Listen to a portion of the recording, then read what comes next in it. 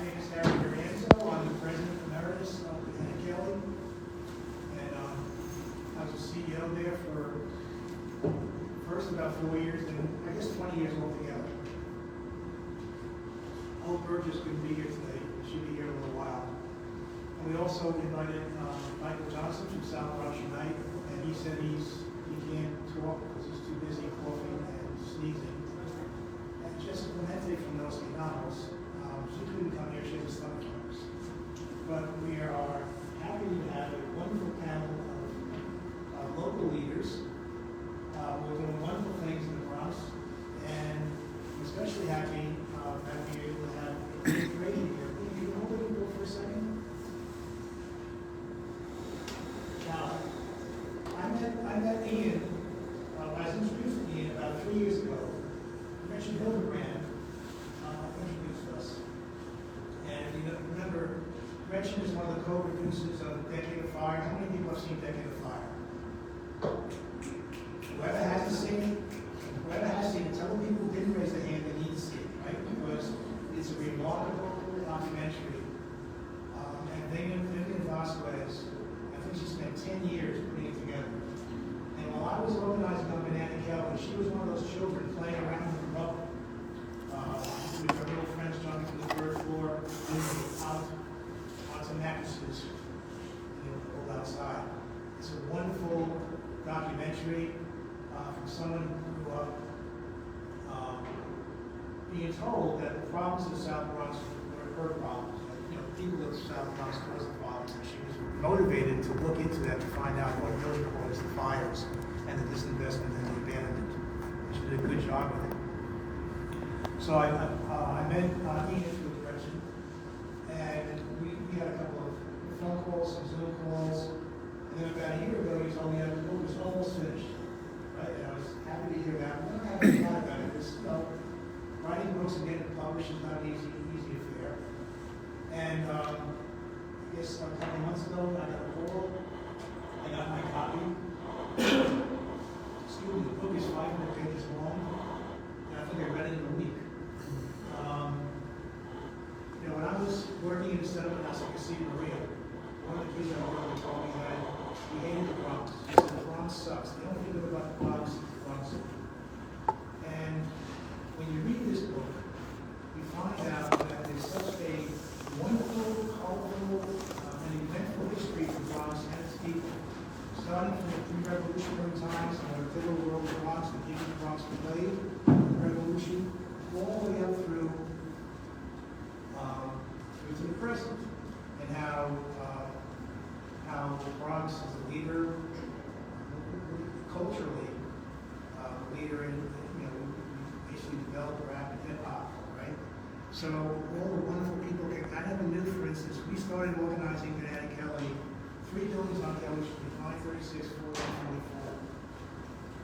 I never realized that Sonia Sotomayor, the Supreme Court Justice, she lived in 940 Kelly Street. And Celia Cruz, she lived 850 Longwood. Edward Lowe lived at 755 Beck Street. Colin Powell, right? He lived on Kelly Street, in 700 block, Country Kelly. I also learned about all the other wonderful people that came through the Bronx. They made a big difference in the Bronx and its people. And then in the book also, Ian talks about when everyone was leaving the Bronx, how people stayed behind and rebuild it from the ground up. And it's on that foundation that we see the work that's going on today. And when I look at the people on the panel, and some that weren't able to be here today, to me they represent the legacy of all those that refuse to move. Right? Our motto was don't move, improve. All those who refused to move and decided to take a stand and build up what was left from all the abandonment, the arson, and disinvestment, and the government closing of fire departments and police stations. We stayed and rebuilt the Bronx.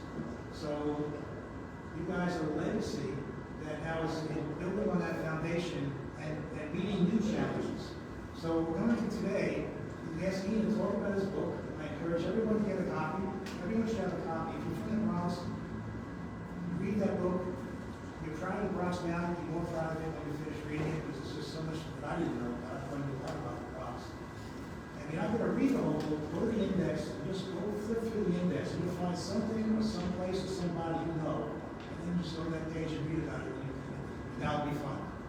So after Ian tells us all about his book, and I have a few questions from the audience, then we're going to ask the panel to talk about what are the challenges that we're facing today? How are you looking to meet those challenges, and what are the opportunities that you're looking to take advantage of going forward? And I'll ask everyone to introduce themselves. Why don't you do that now? Why don't you all introduce yourself now, and then we'll go to Ian's presentation. So Mark, you want to start? Good evening, everybody. My name is Mark Tega. I'm representing the worker-owned cooperative Beyond My Farms. We're an urban farm and educators teaching people how to grow their own microgreens and mushrooms. And we're starting a farm academy within the 970 Prospect Avenue building. So that's a really exciting initiative that's starting Jared Public, I work for MBD Community Housing Corp. We are a property owner and developer and have social programs. We've been in existence since 1974. Since I've been the president, December 2010, we've affected over $1 billion in development, which has built the largest passive housing building in North America. Maria Torres, President, COO, and co-founder of the Point CDC. We're right around the corner. We are an organization where we focus on our three principles are arts and culture, youth empowerment, and community revitalization. So, and a lot of that takes on a lot of the environmental justice issues that we face here in the South Bronx, but we like to focus primarily on Hunts Point, especially the peninsula. I'm Ian Frazier. I've been a freelance writer for 50 years, and so I'll tell you more.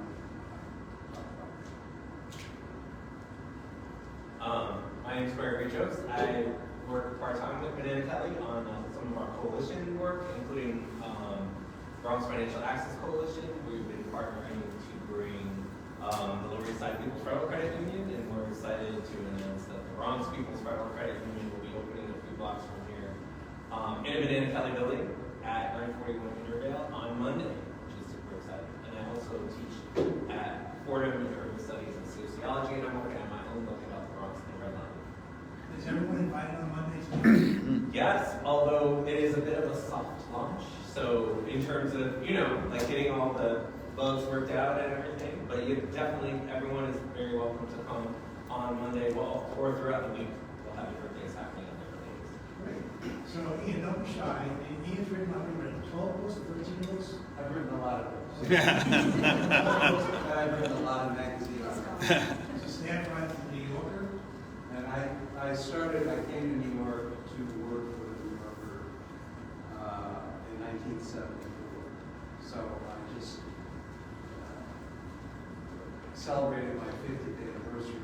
I didn't work for the New Yorker all those 50 years because there was a time when I moved out west and lived in Montana for 7 years. But I now live in New Jersey, and when I came back, I live in Montgomery. When I came back, I have a very restless disposition, and I love to explore. And my previous long book before this was called Travels in Siberia. And I went all over Siberia in the early part, like in 2001, I crossed Russia from St. Petersburg to the Pacific Ocean. I went on a trip of, I would say, maybe 10,000 some miles all over the place in Siberia.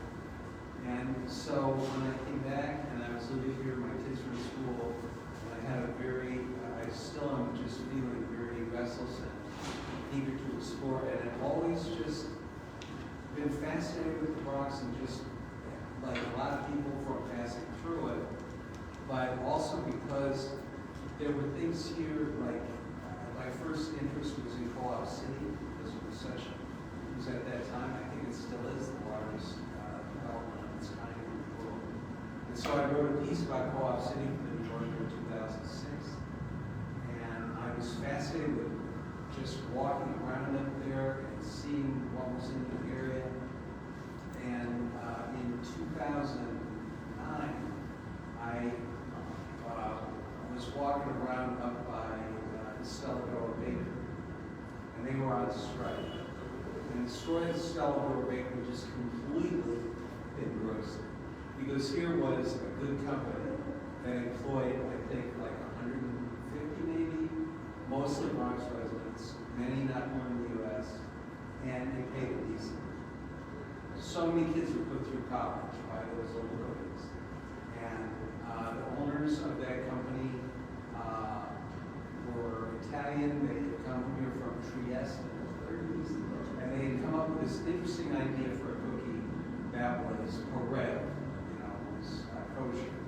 And it was less sweet than American cookies. American cookies tend to be kind of a great big oatmeal cookie that you have with milk. And this was more like a cookie for tea and coffee.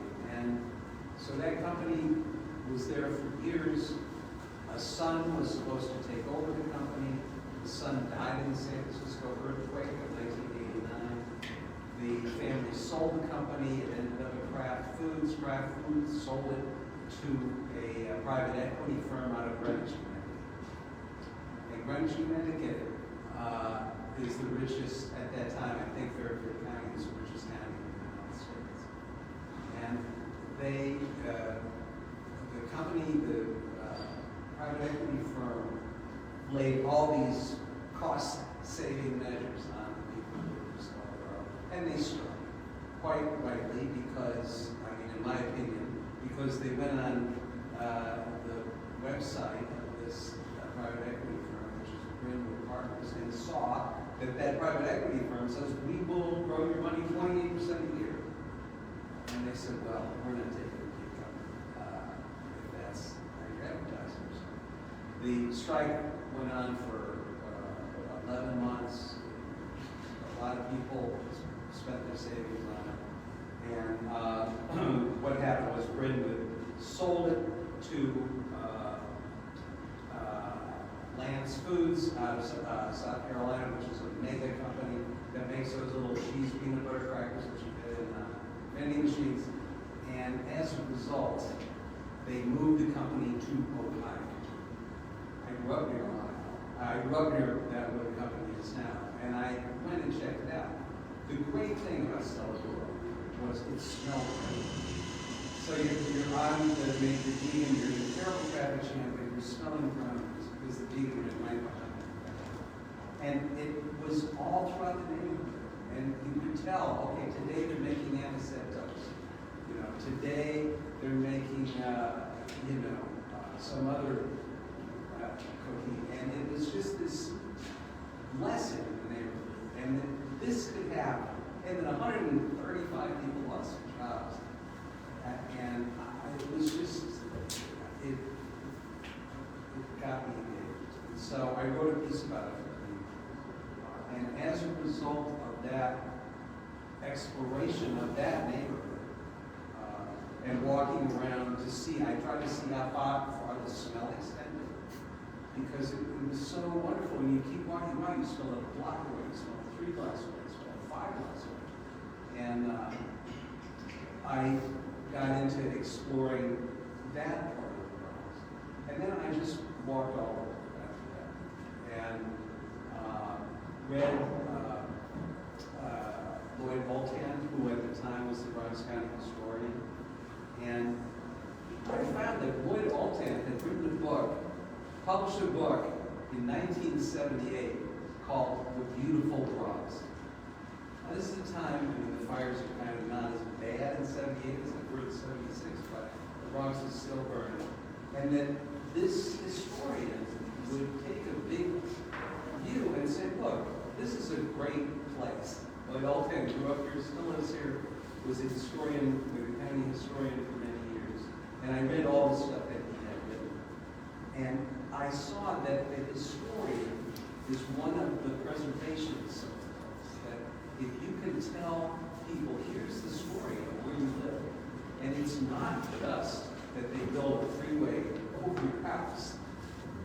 It's that, you know, the principal architect of the Constitution lives here, Mayor Morris. It's that, you know, college basketball and pro basketball were revolutionized by a coach who coached a playground league and sent his players to play for the NCAA Division I teams. And as a result of their different style of play, the NCAA changed, pro basketball changed, and it started from this small playground. And then, of course, hip-hop. And I liked hip-hop. I knew a lot about hip-hop. I had done a profile of a cop who specialized in hip-hop crimes. And so I knew about these different things. I saw that no place else has invented, in the city, can they say, we invented an art form. If you look at where hip-hop started at the playgrounds, like the Taft High School playing fields, and it's this great big open place. And I say, you know, when Coolberg had a jam on this playground, and they lit it up with the lights for the playing field, you could have seen this from space. And the fact that hip-hop grew in this place where it was burned out, a lot of places trashed, and it blasted to the skies, well, it became a world phenomenon. And the fact that so much invention happened here, that so much creativity happened here, and that when the Bronx was at its low point, it dug in its heels and built back up.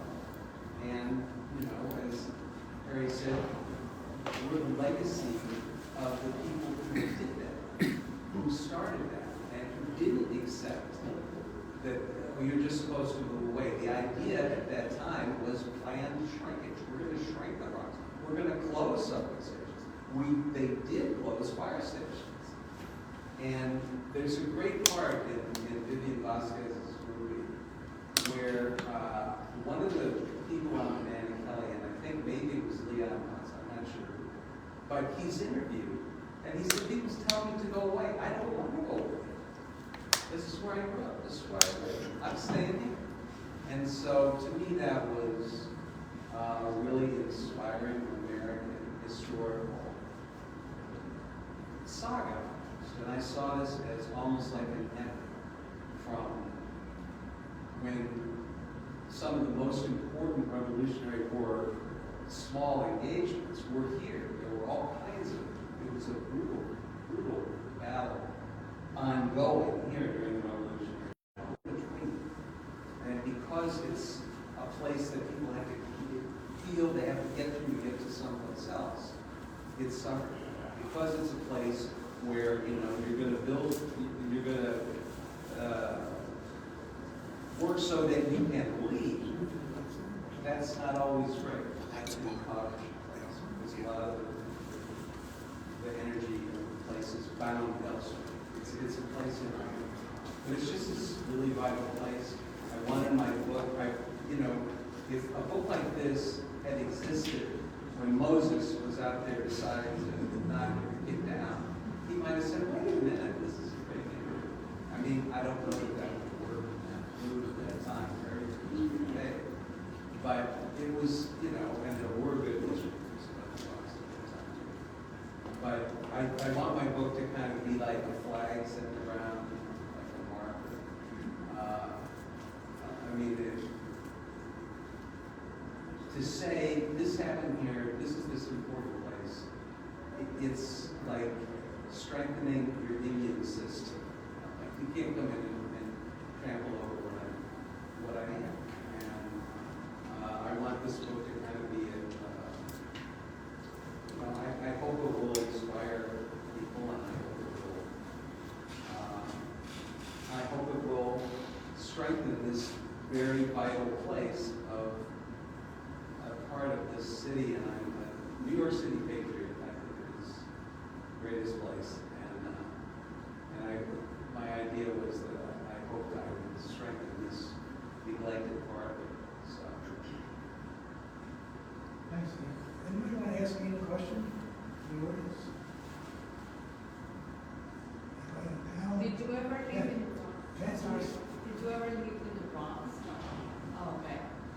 I mean, that was a problem. I didn't live there. What I say in the book is I walked 1,000 miles. Okay. I spent a lot of time in the Bronx. It took me a long time to walk. But I had no authority there. And so I had to find something else that, you know, I mean, I've written about places, and I've never lived in any of the places I wrote. Okay. I wrote about the Great Plains, never lived in the Great Plains. Wrote about Siberia, I wrote a lot in Siberia, but never lived in Siberia. The only place that I've written about where I live is Ohio. So, never written about it. Can't say I've never written about New Jersey, but the place where I live, I also did. It takes a long time for me to write about it. So, Yes? So being that you didn't live in the Bronx, but your time that you spent in the Bronx, is that why it took so long to get all the information, to get the feedback and everything for the book? And which is your favorite place? what's my favorite part of the project? I love Playground 52. I've hung out there, you know, like it's awesome. But that was just a place that I took to hanging out, partly because it's not far from 940 Kelly Street. And if you want a really good book about Bronx, I Love the World by Sonia Sotomayor talks about her time. And I did like microscopic. Like if she said she lived in a place, I went to the place. She lived in Co-op City when she was in high school. And she walked from Co-op City to Cartersville High School. And I figured out how did she go. Okay. And it's like 1 mile and 2 tenths or something like that. So she walked 2 some miles a day. Presumably, I mean, I sent her queries. I found somebody who was a friend of hers who said, here's this guy who wants to talk to you. And she got back to me and said, she can't be associated with the book. She doesn't know what the end of it is. But I saw her give a speech at the Bronx Defenders, and I interviewed her in person at the Bronx Defenders. So I met her. She's a hero. And so that was the type of thing I did in terms of getting information and getting feedback, where I would find a place, I would read about a place, and then I would go there and explore. Yeah, forgive me if you covered this because I came in late, but what surprised you as you were walking Bronx? My experience in Bronx is it's a very nice place, and it shouldn't have surprised me that when you know, people who've never been here say, oh, is it safe? You know, and I would say, you don't have any idea what it's like. And I think because I'm older, I had maybe because of that, I had a more friendly reception. I don't know.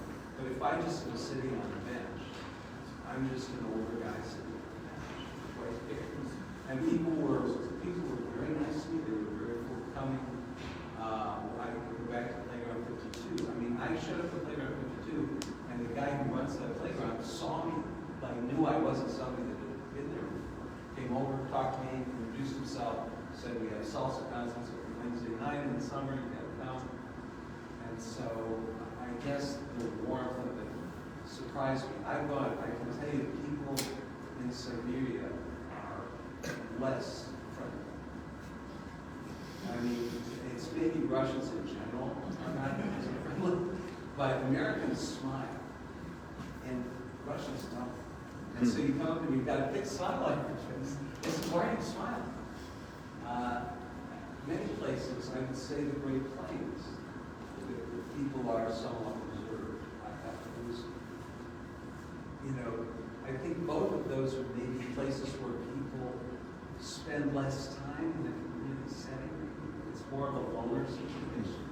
You know, like that you are a loner in the plains or something. But this was, I was surprised at how strong the community. If I could add a comment to that, I've lived, although I did move, but I've lived 40 years in the Bronx, and I spent 2 weeks in Siberia, and I have exactly your experience in both places. Oh, really? That's interesting. What- How did you happen to be such a... To adopt Article 1. Oh, really? Yeah. I met people in Siberia that were doing that. We went in February, which is not really, if you want to go to Siberia, I would say maybe more, you want to go more in the summer. Yeah. But it was an experience, but yeah, you're right about the Bronx, absolutely. Could I add on to Bernie's question? What didn't surprise you about the Bronx? I was pleased to see how, like, you know, what I had sort of imagined about hip hop, it was even cooler. You know, there was more to it. Like, there's no historic. I'm a big one for plaques. I think there should be plaques. Plaques make it harder to tear down sometimes. And so I went to 1520 Sedgwick, which, you know, where the first jam is there. There's a date of when the first thing happened. It's like August 11th, 1973. And there was nothing there. There was no official marker. But there were all kinds of other markers. You know, people had painted, you know, like things on the adjoining building, and now it's called Hip Hop Boulevard just for that block. But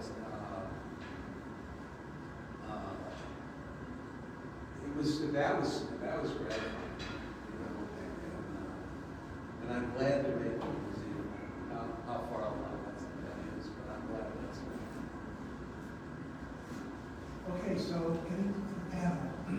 always changing, always improving, and so that's reflected in the organizations that work in the Bronx, the organizations that we're all familiar with. So today I'd like to have the rule an opportunity. Tell us about your organization, the challenges you're facing, how you're dealing with them, and then the opportunities you see, and how you're taking advantage of those opportunities, and you know, inspire us. Good evening again, everybody. Everybody here? I'll project, Barely seen it. which is a worker-owned cooperative that started in the Bronx in the summer of 2020. The founder's name is Joel Mejia, and he's a Bronx native. He started Beyond My Farms because the pandemic had started, and he observed the disruptions in the food system, you know, which already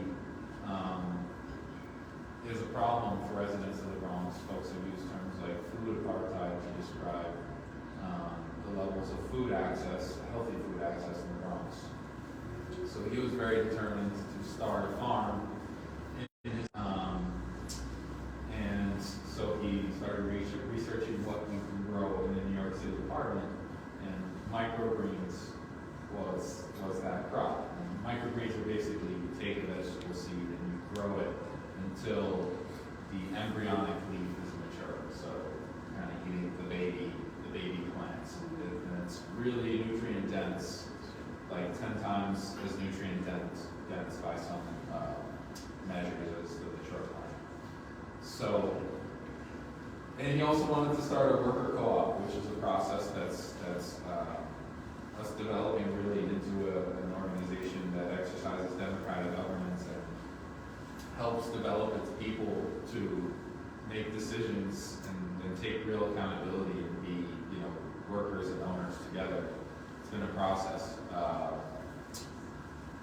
So the farm has moved 5 times. This will be the move into 970 Prospect Avenue, the Manicola building will be its 5th move. It's been 3 apartments and a commercial space in Riverdale, but now we're really excited to find a new home.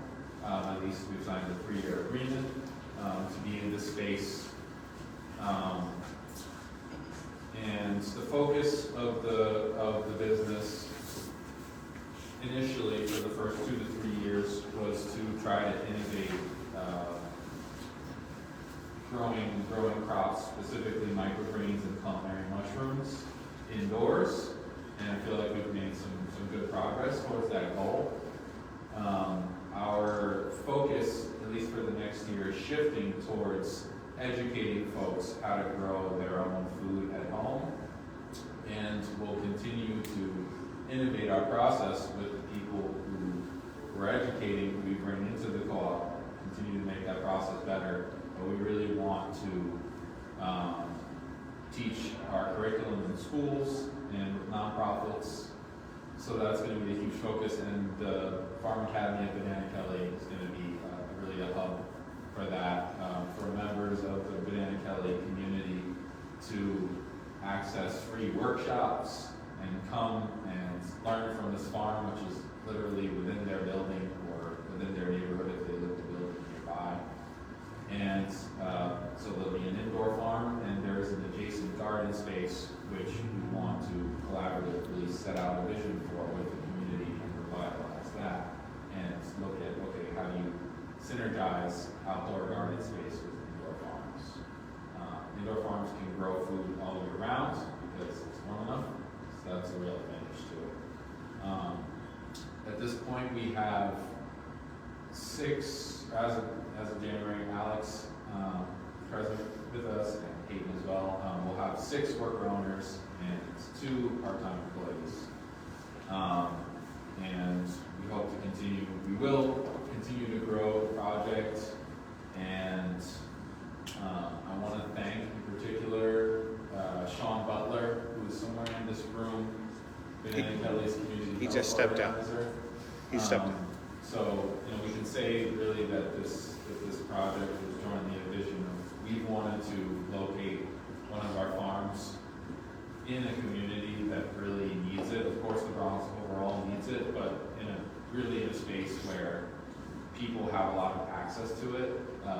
We've operated kind of incognito within some of the apartment buildings we've been in, but now this is like a site for students to come, for the community to come to. So our doors are wide open.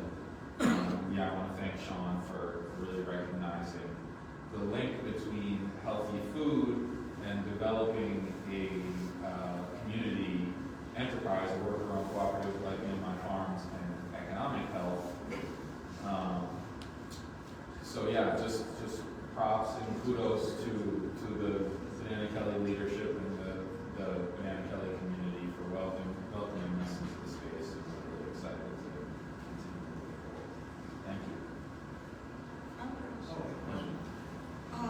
I would like to know, would there be any collaborations? Because I'm the people chef, and we go around and we do nutrition and educational workshops, and we work with a lot of vendors in schools. So my thing is that, is there something in the future that y'all can plan out that, we can come over there, we can bring the kids, or we can take some of your classes and then bring it back to our kids? Because we're transitioning into getting them to more vegan, getting them open into other, things. So I would really, really hope that it would be geared towards the inclusion of, the other, so we could take it back. Because we're not on your side of the Bronx, I'm on the other side, and I know that no matter where, everybody has that same thing as far as, we all know what this means. So everybody can definitely benefit from it, and I would really like to do that further collaborations to see how far we can take this. Yeah, a collaboration with an organization like yours is exactly what we're trying to do. We want to synergize and kind of combine capabilities with other community organizations. We know how to do some things, we don't know how to do some things. It's the same, with many organizations that have been doing great work in the community for many years.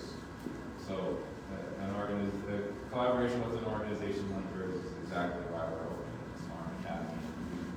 We want to spread the impact of this sort of project as far and wide as possible. And when we're done, we're not running out of here, right? So, Yeah. Yes. Derek, you want to tell us about NBD, which started out as New Bronx Desperados, and then you weren't able to use that name in your corporation because they said, oh, it sounds too scary. But it's again. Use it as MBD. And I'm going to just fast forward. You know, since Bronx is running, and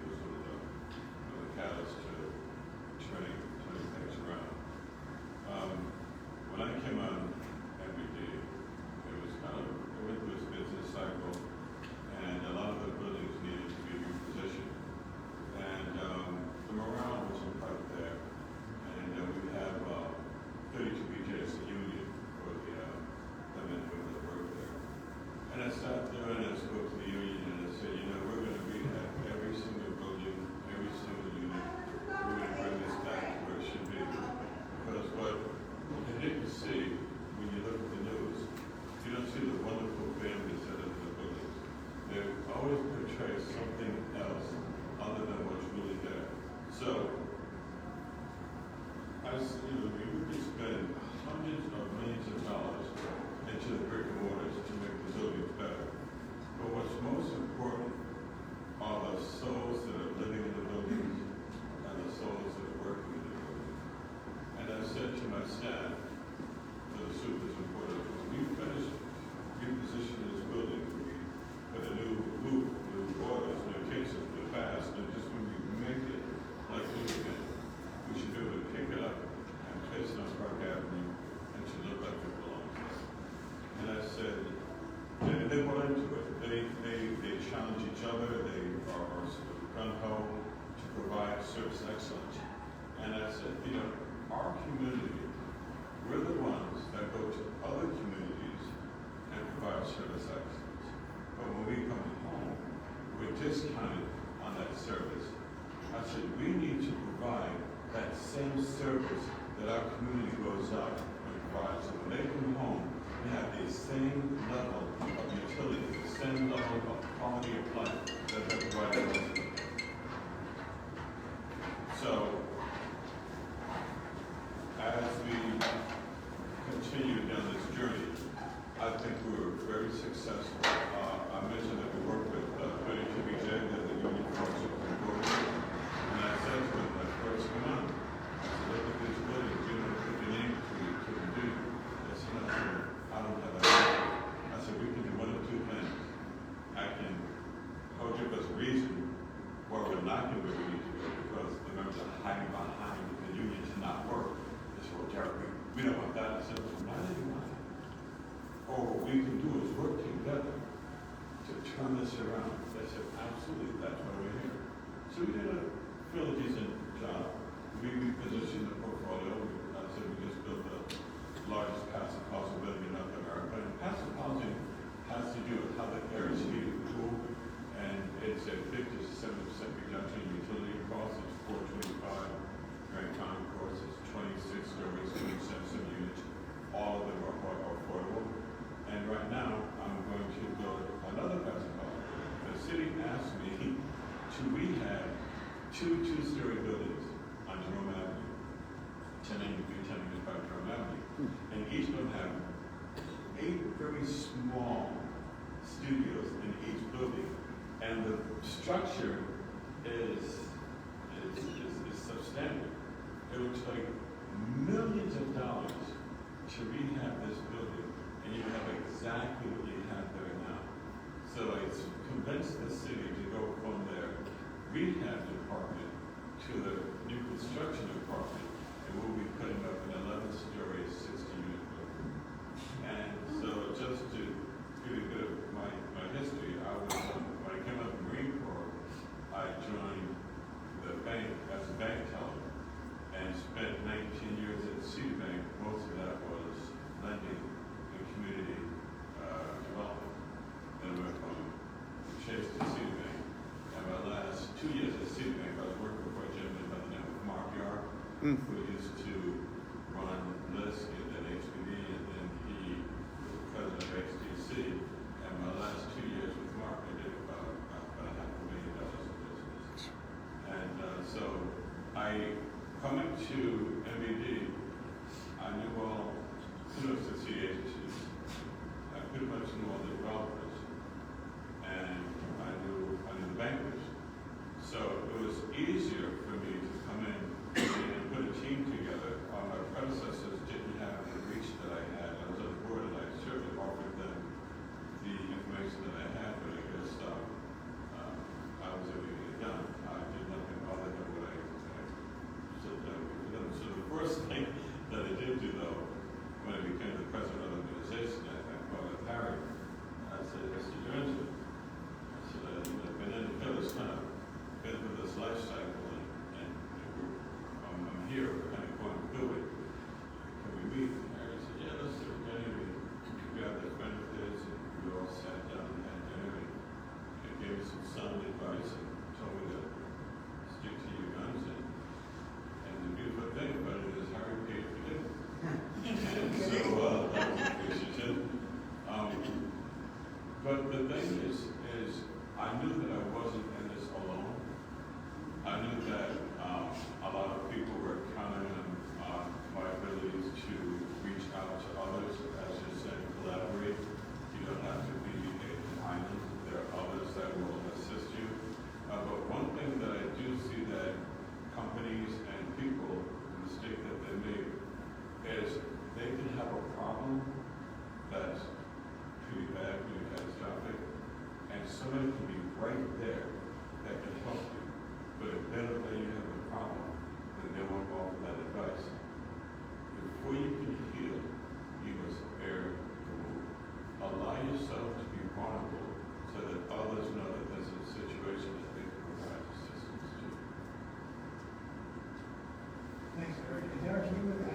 not gonna stay as long as you did. What is it that kept you there? And one time you tell me you're thinking about it, like my family's gone, I gotta. Well, I came on board on the staff. It was supposed to be short term. I started a development company and a green company. It was a long-term and economic incentive to start that company, so I was going to help the community turn around and then leave and go back to my business. But the crazy thing is, the harder I work is a direct relation to someone's life improvement. Like right now, I can go back to my office and I can do something that will improve somebody's life. Every day, I have the opportunity to improve someone's life. I never had that before. I worked on Wall Street and I made some rich person richer. Not necessarily towards his life. And I really think that MBD was started by the clergy, and I really think that there's something really spiritual about being here. I'm really very fulfilled spiritually for working there, so I get something that I can Lee, you want to talk to me about this? I think you have numbers, but so you're still on the community board? I wear 3 hats. Yeah, so many times. This year's the Port's 30th year here in the Bronx and in Hunts Point, and we've always, I co-founded the Point along with 3 other people, Paul Lipson, Louise, and Steve and Sapp. Mildred and Steve were more of the arts and culture side. They were artists. They have since moved on to create art all around the country. They do that. Paul Lipson and I stayed, and Paul Lipson is currently, he is a consultant, so he pops up in one of the places. But I also, I've lived on the 9th Street, which is across the street from the Point, for about 29 years. And I also sit on the community board too. I'm on the Economic and Municipal Services Committee. But regarding the Point, when we started it 30 years ago, we all worked together at Seneca Center, which was another, it was a nonprofit here in Hunts Point. But they were of a different mindset. They worked with the HCD program and activity programming. And at that time, in 1992, 93, they were about to switch over, and they wanted us to just do government contracts. They didn't want anything else. So basically, the 4 of us are going to lose our jobs. And so, right, that made us have to figure out what we wanted to do. And we knew what we loved being here in Hunts Point was working with young people, helping them be creative in the arts, but also helping them, look at where they were and try to make things different, try to make things better. And so, we met with a lot of different people, and we came up with the concept of the Point. We were able to get the space, a very, we're right on the corner of 940 Garrison Avenue, so we're right on the corner of Garrison and Oneida, which was kind of an annex to this building. The American Bank Note, it was originally where they stored the currency, and so we were in there. We spent a year doing the rehab of that to make it a suitable space. But also, we always, when we tell our story, we always say, the Point could not exist without, if there was no Banana Kelly, if there was no Setco, if there was no Seneca Center. They were the ones that kind of rebuilt, this area from the ashes, from when it was all burnt out, and they redid the housing. They brought people back to that community, and then the Point was able to kind of grow and work with those folks and really help them to kind of make this a place where you would want to stay, and not just, as I said, it's always that in between, right? You make this Hunts Point, make the peninsula someplace good you can stay and be creative and have family and schools and so forth. So that's always kind of our mindset is we're just kind of like the vessel for the community. We have a great space for people to have meetings and trade ideas. And we said we're asset-based community development, where you would come, you're the asset.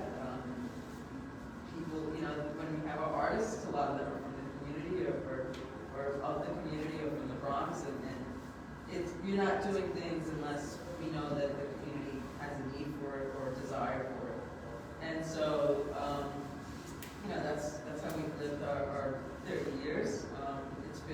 We've been really fortunate, to be here at the time that we are here, because there's been great collaborators. Some of the folks who weren't able to make it, Nostradamus, South Bronx Unite, Youth Ministries for Peace and Justice, Banana Kelly, SEPCO. Those are all groups that we've all worked with to try to do things that we created here in the Bronx. At the point, we have a dance studio, we have a theater, we also have great atrium space, we have with young people, we have visual arts classes, we have photography classes, we have circus arts, and we do concerts every now and then, we have some comedy shows. So we're in a lot of different spaces, but then also when we do our community development programming, we're always, looking at, fighting for the people that are here, not for the people that are coming, and fighting to help make it a space that they can stay and enjoy the benefits of the fight. So that's something that's very important to us, is always making sure that those of us who are here today and fighting to make these changes, that we're here to enjoy it, that it's not going towards another population so it's always those types of things. And it's really just, we have very high asthma rates in this area, so it's always fighting for that environmental justice, cleaner air, better, changing truck routes so that they're not going through residential areas, bike lanes, and getting people to be healthier and all of those things are always very important to us. So, it's a lot of fun. I mean, we didn't do all the hard work. We're here now, and we get to be creative and work with a lot of people and try to do things that uplift the community in those senses. So, and then on the community board, community boards are community boards, right? It's the first level of government. So you kind of see everything kind of at the beginning stages of things. It's an interesting, community board too they're very proud of their history and all the work that gets done through that. So my time there has been interesting. It's been, you learn a lot and I think it's really great for young people to kind of experience community boards because that's when you see, you have issues, you don't like certain things about where you're living. Community board is kind of like the first place you can go that maybe you can see some action and kind of build upon that and build the change that you might want to see. So in that sense, that's also a great experience. So, actually, when I first started working at St. Maria, I was in youth work. And most of the youth I worked with, their aspiration, singularly, was they wanted to get out. And I'm wondering, even now, this is 40 years later, what do you see in the youth today here? What are their aspirations and how do they feel about the neighborhood? You see the gamut, right? You see some people that are like, we've had, we have a youth program, and originally it was called Action, activists coming to inform our neighborhoods. And from that, we've had some really great young people that have been able to participate. We've had one of our former executive directors came out of that. She was also a St. Maria kid as well. So you do have those that are determined and want to come back and to make a change, right? And then Septimo was part of our action group, and she's now our assembly person in Holy. Kenny Burgos, who was an assembly person as well, he did the summer programming at the club. So those types of things are always, you're always going to have people that are self-motivated and always like those go-getters, and those are always those ones that you love.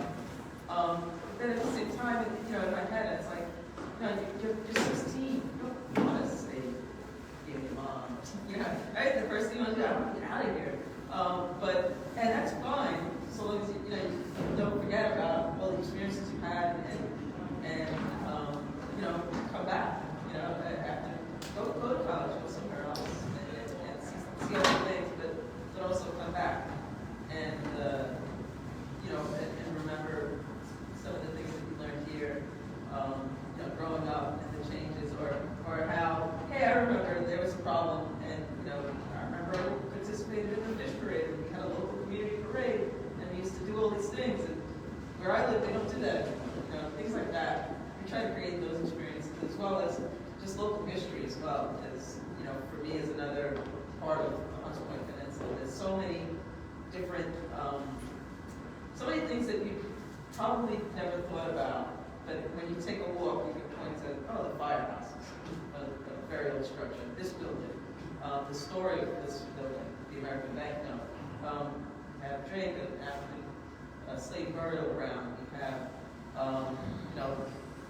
all sorts of different parts here in Hunts Point that are just, I feel like if people know, young people are aware of those things, they would definitely look at where they're living differently and kind of take a little bit more pride and keep that. So that's something we also try to instill in the young people that we work with. And then when they leave, they say, yes, I'm from the Bronx. Be kind of like, oh yeah, you think about the class from PS 48 that kind of really, the local elementary school, they discovered, or they were able to actually pinpoint and say, there were slaves buried at Drake Park. And those young people now, were a part of history. They did something really important, in this community, and that, they should, I don't know how old they are now, but hopefully, that they're carrying that with them, and they're able to keep that pride going. Greg, want to tell us a little bit about the work they're doing? I'm sure you're not ready to do it. Talk about all different kinds of things. There's so much. I know we were digging into some of the neighborhood history, and it made me think about what's the guy's name who built a bunch of the. I was emailing you about this guy. I can't remember now. He was like an early land speculator, and exactly in these neighborhoods right here, like 1870s, 80s. He bought up a bunch of the old estates from the people who the streets are named after, like the Foxes and all of those guys.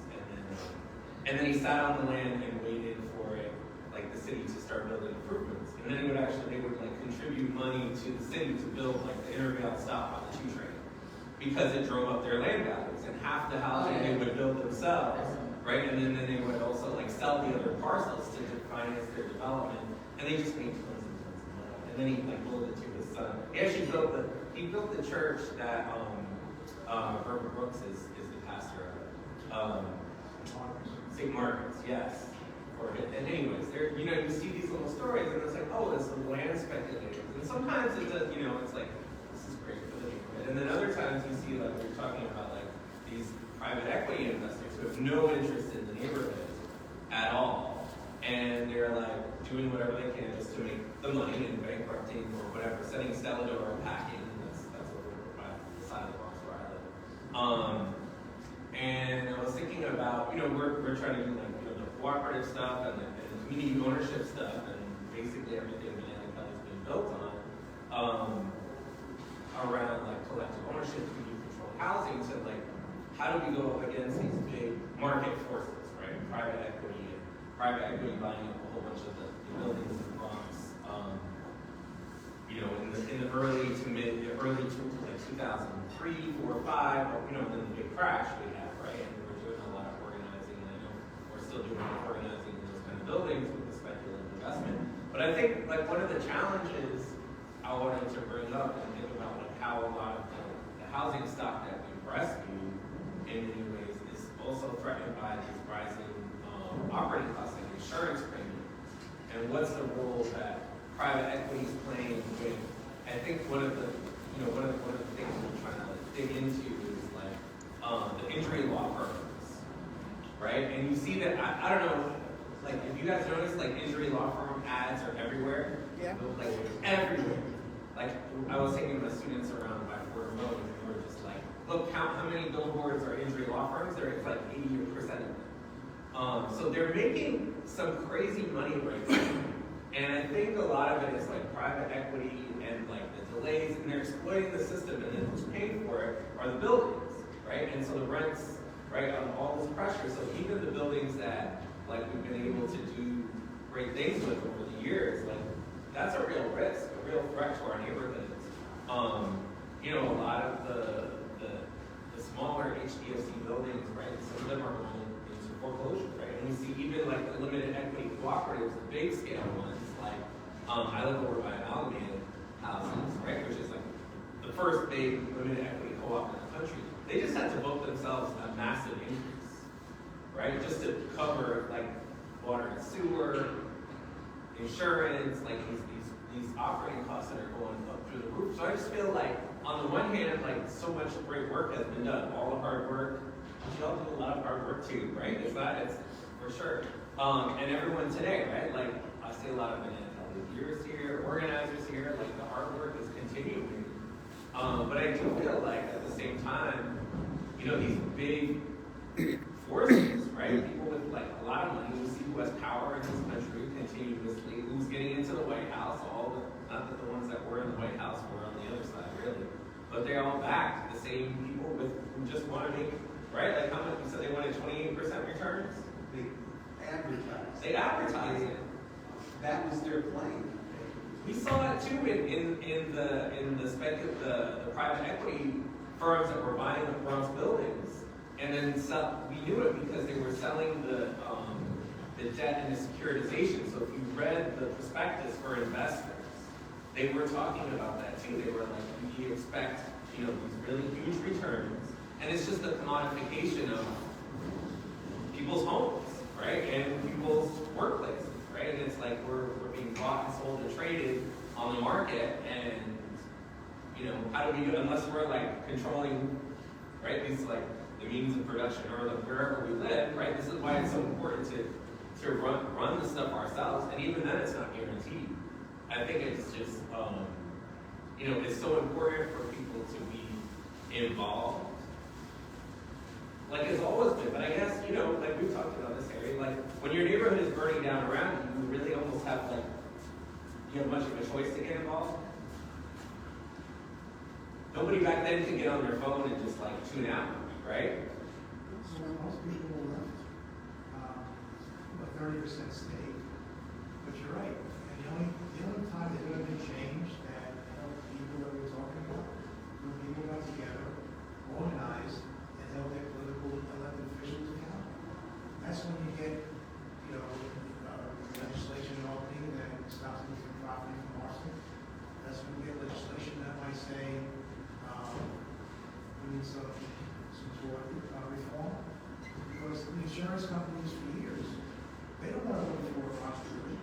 We've got people that get into fist fights on the sidewalk, get punched and fall down the stairs, and then they sue us for having a faulty gate.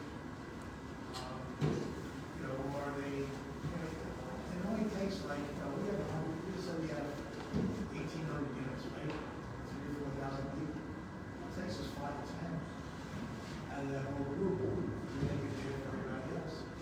But, you know, as long as the insurance companies aren't going to defend any claims, they're just going to settle, and they look at your loss ratio, and they say, okay, your premium last year, this is a real number now, for those that work with about 1,500 units, was like $800,000, it's $1.7 million now next year. How do you go from 800 to 1.7? Yeah. Without going bank? Where's the money coming from? Yeah, I mean, you gotta take, we're gonna pull it from somewhere. But again, we've had these kind of challenges in the past, and we're gonna have to coalesce and start, you know, fighting for the funding we need, and the funding we need to make it happen, to make it work for people, so they can stay in their apartments, and not try to move somewhere, and try to find a partner that they can't afford $3,000 months, so Yeah. where are they gonna go? So that's the challenge, but there's also, you know, opportunities to. Yeah, so much good stuff. I mean, I shared a little bit before, but you know, we've been partnering with Nos Quedamos, with WEDCO, with University Neighborhood Housing Program, in the Bronx Financial Access Coalition. And the Lower East Side People's Federal Credit Union was started out of a challenge against Manufacturers Hanover Trust Bank, Manny Hanny. If you all remember Manny Hanny, yes? Some of you right back in the day. And all the bank branches were closing. This was like 1983-ish. And it was the last branch on the Lower East Side, pre-gentrified Lower East Side, right? And they mounted a challenge. The Lower East Side Joint Planning Council mounted a challenge against the bank and under the Community Reinvestment Act. And they won a settlement, and they got the location of the branch and seed funding for 3 years. And they were able to start the credit union, actually hire a staff person. And over the years, they've been pretty successful and been able to absorb a lot of other credit unions. Union Settlement got absorbed into them. A couple of them up in Harlem was the one that did all the HDFC lending. Yeah, there a number of them got merged into Lower East Side Peoples, and they've been able to expand. So now they have 3 locations about to happen in East Harlem and North Shore, Staten Island, and the Lower East Side. And so when we said, like, we have this gap, right? And even right before the pandemic, 2019 into 2020 and 2021, we had a whole bunch of branches, bank branches closing up again. And we actually didn't have to formally do a challenge, but we were able to negotiate an agreement with Sterling Bank, who closed their branch in the hub, and they were merging with Webster Bank. And so, you know, we were really grateful, like, they were willing to invest in the idea that we had, which was like, hey, we want to expand access in our neighborhoods to quality financial products and services, which we think can be done through this cooperative model, like community development credit unions. And so they invested in us to do the groundwork, which, you know, it's really hard to start a brand new credit union, but seed funding from this way and like to do it expanded. And so this is like super exciting because the Bronx has not had a community development credit union since FX was shut down back in 2015, so it's 9 years. And this is a borough, like, as you guys all know, everything going on here. It's like we need that type of infrastructure, right? That type of investment and everything we can do to support the on-the-ground work, Yeah, so there are a lot of successes to point to as well. Not to leave anyone down, right? Celebrate every single victory because we got to keep people excited. So, Ian, are there any parallels you're seeing in some of the stories you're hearing with the research you've done? Well, I mean, it's really funny. First, I want to say, Harry's books and Harry's counsel were extremely helpful in doing my book, and I recommend that you read this book particularly. Really does. It was very enlightening. And Greg did a exhibit called Undesigned Red Line that was in the Freeman Center. And I just happened to be walking the line. I wonder what that place is. I mean, it was open, and I went up. It was on the second floor, and I spent like an hour and a half with that. I just went reading each thing, going through, and what neighborhoods were redlined, why this was redlined, and I was also thinking in terms of the long-term history of the Bronx. And Governor Morris, who I mentioned before, who was one of the architects of the Constitution, he owned an estate called Morrisania. And I had a map in my head, because I walked all over that place, of what Morrisania was. And then I looked at the red line neighborhoods, and I thought, okay, his neighborhood, what he owned, Morrisania, was like 90% red line. And this guy found it, you know, he was like George Washington's best friend. He was ambassador to France during the French Revolution. He was this very important guy. He loved this estate. He had a huntsman. You can believe that. He had a guy who would go out and lead, you know, horses hunting foxes in this area that later became a red line neighborhood. And it just blew me away that this guy who wrote about, you know, he worked so hard to make the Constitution like this document that would ensure freedom and justice and, you know, And that would be because, you know, that people would abandon this area. It just, I mean, it's probably only someone as interested in colonial history would find that remarkable, but it just, you know, that was one of the kind of parallels looking in terms of long-term history. And you know, McKinley Square, I spent a lot of time just sitting in McKinley Square because people sit there, and you can overhear really interesting conversations. And it's just a nice place, and there's a Jamaican takeout place right there, and I get people to sit there. I'm not Boston people to sit there. I'm from Ohio.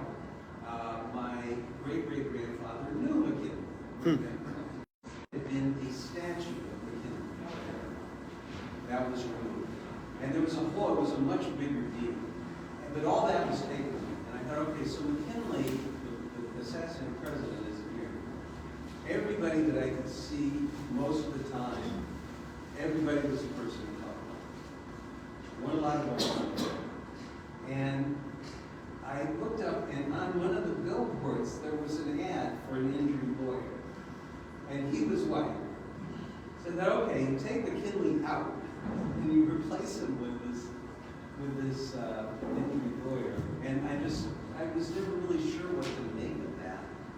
But when Greg explains that how that type of slip and fall lawsuit will cause the insurance premiums for a place for an organization like the Kelly to go up. I think, wow, I didn't see that when I saw that earlier kind of weird thing. McKinley's still on, but Jacoby and Myers here. You know? Pardon? Salino and Barnes, was that? Well, it's just Salino and Barnes now. They've cut. Because it's split up. But wasn't Gouverneur Morris was also, I remember reading, was he the one that came up with the line in order to form a more perfect union? Yeah. Right? Yeah. And I thought that was super fascinating because that's like such a game changer in the Constitution. Well, I have a friend who has read a lot about Thomas Jefferson, and she has studied his writing of the Declaration of Independence, and where he said, life, liberty, and the pursuit of happiness. And she thinks he just came up with that to finish out the sentence. What Locke said was life, liberty, and property. Well, that's just a dead end of the sentence. That's not fun. But life, liberty, and the pursuit of happiness. And suddenly you change the whole idea we're going to see in power. Morris did the same thing with the preamble to the Constitution, where the original preamble said, we the states of blah, blah, blah, blah, blah, blah, and it listed all the 50 colonies. It was a very bureaucratic and dull beginning. And he said, we the people of the United States. And you see that tattooed on like people's arms. I see it across the back of pickup trucks in Ohio. We the people. And now we the people has come to mean we the people, not you. Back then it was this expansive thing. And when he's to try and say, what are we doing this Constitution? He had been violently opposed to the Articles of Confederation, which basically allowed slavery and gave it, it just said, well, whatever you want to do in the States. And what he wanted with the Constitution to get rid of slavery. This is a terrible idea. And that didn't work. And so when he did the preamble, which was all the way at the end of the process of coming up with the Constitution, where slavery was once again, part of the government of the U.S., and in order to create a more perfect union, where he's saying, it's not perfect, this isn't what I wanted, this isn't how it should be, but in order to create a more perfect union, and that means like, okay, we're going to keep trying, because we're not stuck with this, what the Constitution said, which was supposedly slavery was going to be outlawed. It was a compromise with people from the South who said, we can't live without slavery. And instead of saying, well, great, you go that way, the more limited about slavery, they compromise.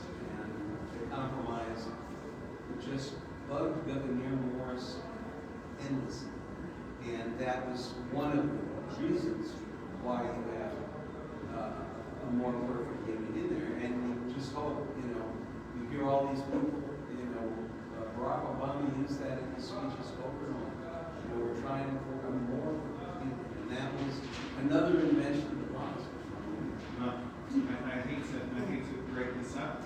On that note, we do need more compromise in today's political realm. But on that note, I think, Harry, you want to say final few words, and then I'll just thank everybody. First of all, I thank everybody for coming.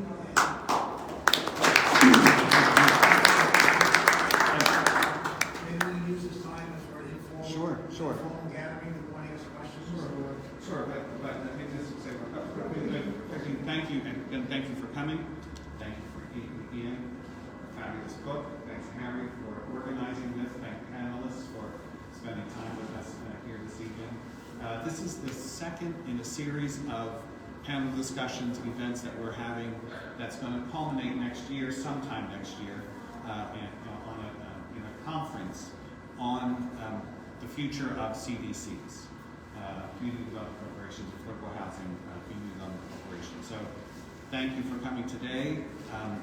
Be on the lookout for more information about the events scheduled for next year and culminating sometime next year with the conference. So thank you again, Harry. Thank you again, Ian. Thank you again, panelists. So yes, you can have an informal discussion. So thanks again.